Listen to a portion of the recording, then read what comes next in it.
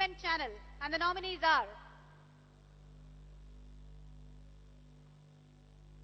Most Popular Entertainment Channel. Nominees are ETV,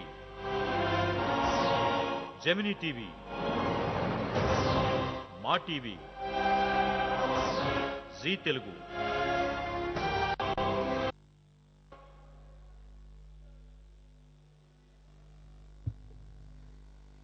Most Popular Entertainment Channel, Gemini TV. Sanjay Reddy గారిని award స్వీకరించవలసిందిగా కోరుకుంటున్నాము. Most popular entertaining channel Gemini TV.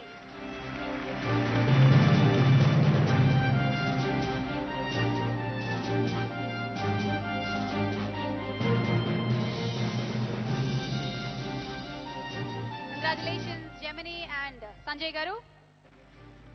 And now for the Entrepreneur of the Year. Let's see who it is.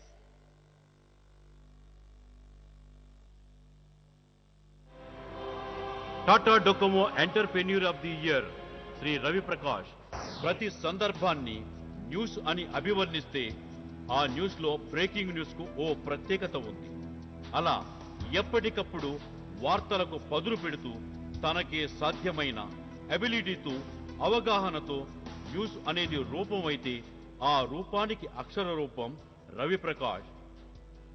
Regional news channel అంటే తెలియని రోజుల్లో తన అనుభవంతో ఆంధ్ర రాష్ట్రానికి తొలి news channel TV9 అందించి వార్తా స్రవంతికి కొత్త పందాలను అమర్చి తపన ఉంటే ఏదైనా సాధించవచ్చు అని నిరూపించారు. మెరుగైన సమాజం కోసం అన్నది మాటల్లో కాక నిత్యం చేతలో చూపించే ప్రజా శ్రామికుడు రవి ప్రకాష్ 2 దశాబ్దాల సుదీర్ఘ అనుభవాన్ని కేవలం తాను పెరగడానికే కాకుండా తన చుట్టూ ఉన్న సమాజ శ్రేయస్సు కోసం ఉపయోగించి ప్రతి క్షణం ప్రజల పక్షాన నిలుస్తూ ప్రజల నోట వారికిష్టమైన వార్త అయ్యాడు రవి ప్రకాష్. టీవీ9 రాష్ట్రంలోనే నంబర్ 1 న్యూస్ ఛానల్ గా నిలిపి సూర్యుని తేజస్సుతో కొత్త కాంతులను చూసే ప్రజలకు చీకటి నీడలు లేకుండా అప్రమత్తం చేస్తున్న వార్తాభానుడు Ravi Prakash.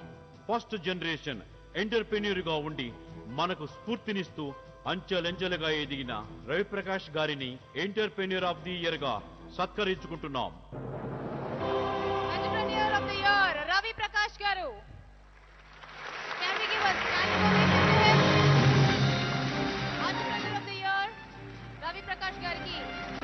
Can we give a standing ovation?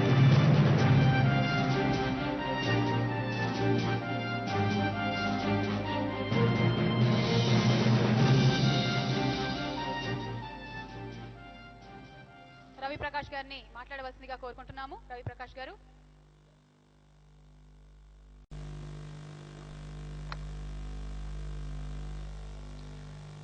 ముఖ్యమంత్రి గారు, గీతారెడ్డి గారు, ఇతర సినీ ప్రముఖులు, మీడియా రంగ ప్రముఖులు, 7 సంవత్సరాల క్రితం టీవీ9 అనే ఒక వార్తా ఛానల్ని ప్రారంభించాలని నేను ముందుకొచ్చినప్పుడు చాలామంది ఆశ్చర్యాన్ని వ్యక్తం చేశారు. ఈ ఛానల్ వ్యాపారం కావచ్చు లేక మీడియా వ్యాపారం కావచ్చు కేవలం ధనికులు మాత్రమే చేయాల్సి ఉంటుంది. ఒక ప్రొఫెషనల్ వచ్చి ఒక ఛానల్ ప్రారంభించడం ఎంతవరకు సాధ్యపడుతుంది?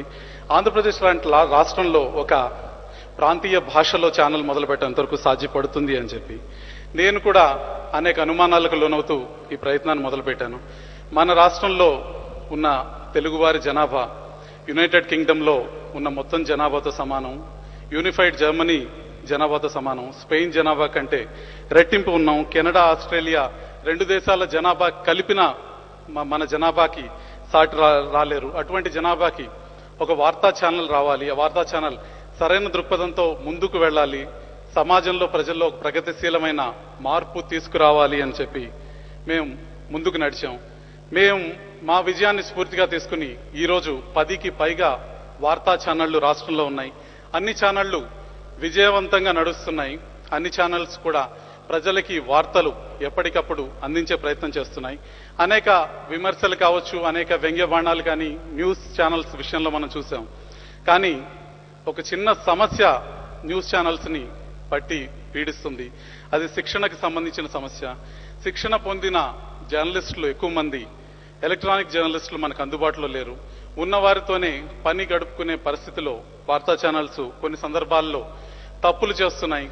ఈ తప్పులని కాస్త పెద్ద మనసుతో క్షమించాలని నేను ఈ తప్పటడుగులు ఏవైతే ఉన్నాయో ఈ చిన్నతనంలో వేసే తప్పటడుగులు కొన్ని రోజులు పోయాక సరైన మార్గంలో సరైన క్రమశిక్షణాయుతంగా ఈ రాష్ట్రంలో ఉన్న వార్తా ఛానల్స్ అన్ని నడుస్తాయని ఈ నడుస్తున్న క్రమంలో వార్తా ఛానల్స్ మాత్రం రాష్ట్రంలో ఒక పారదర్శకత తీసుకురాగలిగాయి.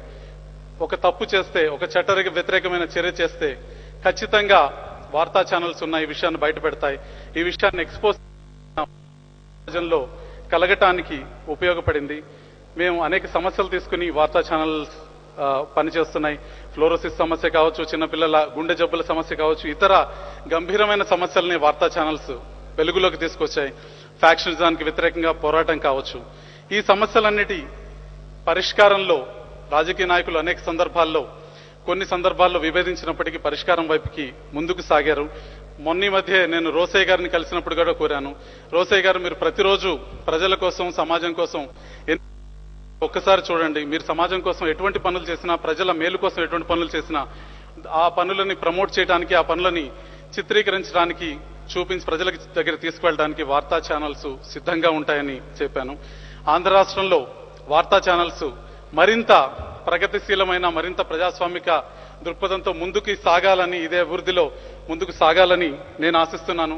అదేవిధంగా TV9 గా చిన్న బృందం మేము వచ్చాము. మేమంతా మధ్యతరగతి వాళ్ళం, పాత్రికేయులం. మేము వచ్చి సమాజంలో ఏదో మార్పు కావాలనుకున్నాం. TV9 ఈరోజు అనేక రాష్ట్రాల్లో మేము విస్తరించగలిగాం. ఈరోజు దేశంలో, ఢిల్లీలో ఇంకా మొదలు పెట్టకుండానే దేశంలో మేము నెంబర్ 1 న్యూస్ నెట్వర్క్ గా TV9 ఈరోజు TV9 ఇస్తున్న సమాచారం దేశవ్యాప్తంగా ప్రజల మీద ఎంతో కొంత చూపించే పరిస్థితిలో ఈరోజు ఉన్నాం.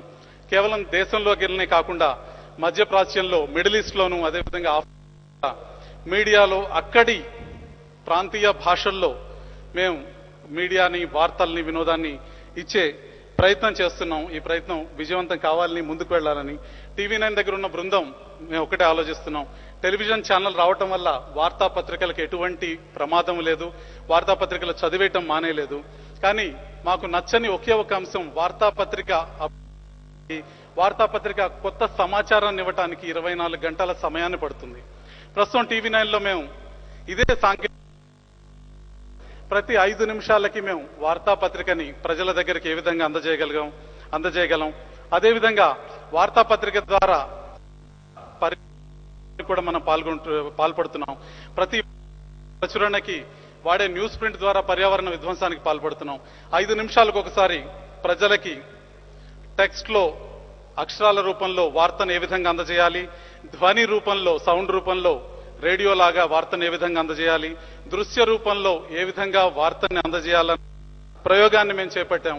అతి త్వరలోనే అటువంటి మాధ్యమం ద్వారా TV9 వస్తారు. ఇప్పుడు దాకా మీరు ఇచ్చిన సహాయానికి, సహకారానికి, మద్దతుకి ధన్యవాదాలు, కృతజ్ఞతలు.